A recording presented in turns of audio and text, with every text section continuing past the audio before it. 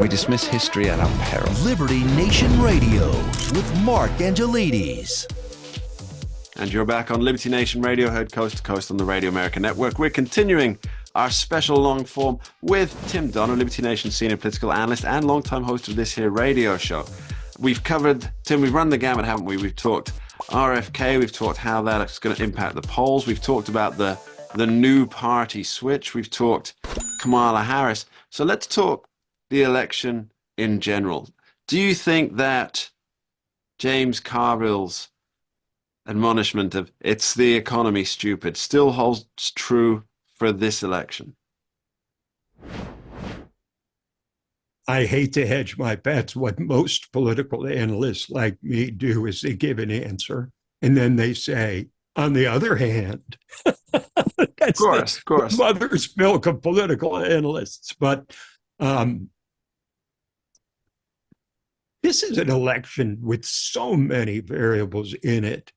And I know, as editor-in-chief, you always say to us at libertynation.com, don't use the word unprecedented, because the chances are in every instant it happened before. Well, we've had about... I should point out, I learned that from your good lady wife. Yes, from the executive editor. Yes. And so when a candidate is nearly assassinated, when the other candidate experiences a frightening meltdown before a world audience, when you have the guy pulled out of the race, basically a palace coup to knock him out, and then install somebody who never got a single vote in 2020 either, or 24.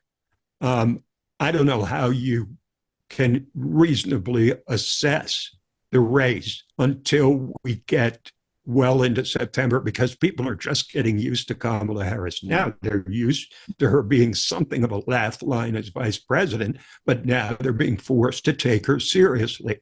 So they're going to give her a fresh look.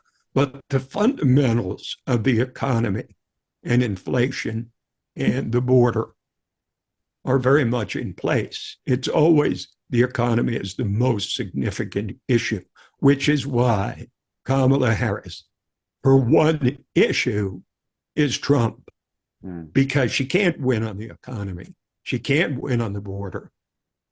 I don't think she thinks she can win just on abortion, though maybe she does, because she hits that message hard. So I think she has to deflect like they've done. They've made Donald Trump the issue in 2016, 2020, 2024. They failed once, they succeeded once. So now they'll break the tie to see if simply running a campaign of not being Donald Trump and being a pretty face, an attractive woman of color, that's going to have to be enough for her, because she's not going to win on issues. She's going to win on demonizing Donald Trump.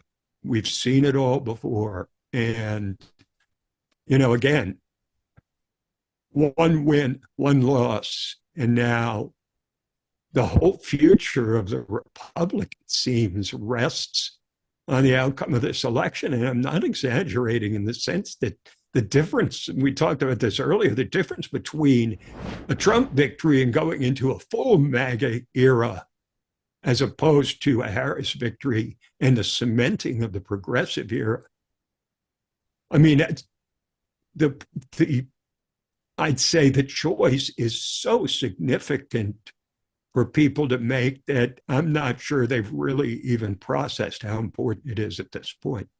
But one thing they do have, and I think in the end, this is going to count for a lot, is the rare thing about this election, in addition to all the weird things that have happened, is that you've got two presidents with a record running against each other. Now, of course, Biden isn't running anymore, but essentially you've got a record that one candidate has compiled and a record that the other candidate has compiled.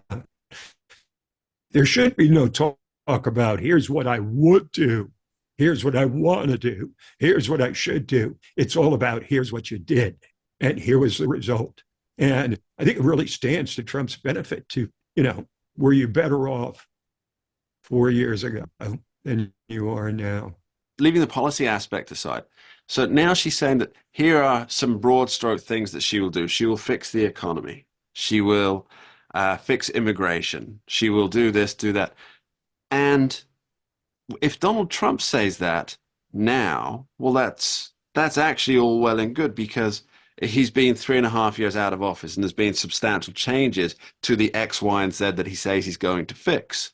Mm-hmm. Whereas Kamala Harris saying that she's going to fix the X, Y, and Z, it doesn't ring entirely true, because she's in office now in the number 2 slot. And she hasn't fixed the things that she's doing. I guess a good analogy here would be, I hired somebody to do some work, and they said they were going to do this work, and they haven't done it. And now it's time for their annual pay rise and promotion. And they're saying that, well, if you give me the pay rise and promotion, I'll do all the things that I said I was going to do before. Right.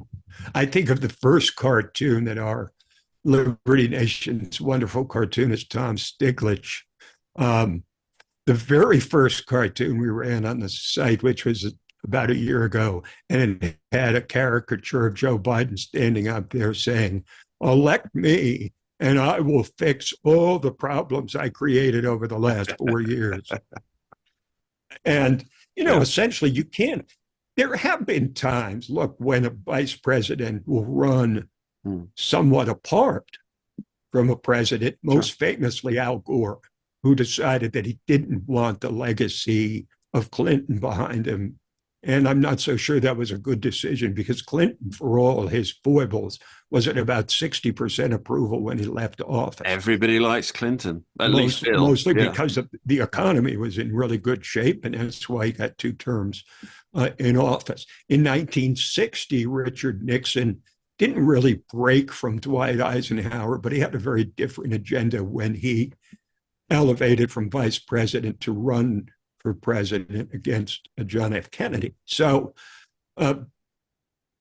there's some legitimacy to breaking to some degree from the president who brought you into office, but not when the man was forced out against his will. And the person who replaced him is someone who was on nobody's radar 2 or 3 months ago. And I think the important question is still out there, Tim, that at some point somebody is going to ask, what did she know about Joe Biden's cognitive decline? When did she know it? Exactly. And of course, the answer is she knew it on day one. But, one of the problems, honestly, Mark, that Donald Trump has is it's such a target-rich environment. There are so many potential lines of attack. You can't use all of them. You have to pick your spots, and that's not always easy. Tim Donner, thanks ever so much for joining us on this special edition today. Much appreciated. Lots of fun, Mark. Thank you. And that's all we have time for on this week's edition of Liberty Nation Radio, heard coast to coast on the Radio American Network. I'd like to remind everybody that while our writers may support political candidates or parties, Liberty Nation itself does not support any candidate or party. I'd like to thank Tim Donner for being here and bringing us all the latest analysis. And of course, thank you, the listeners at home, for taking the time to tune in each and every week. You are appreciated. We dismiss history at our peril. Liberty Nation Radio with Mark Angelides.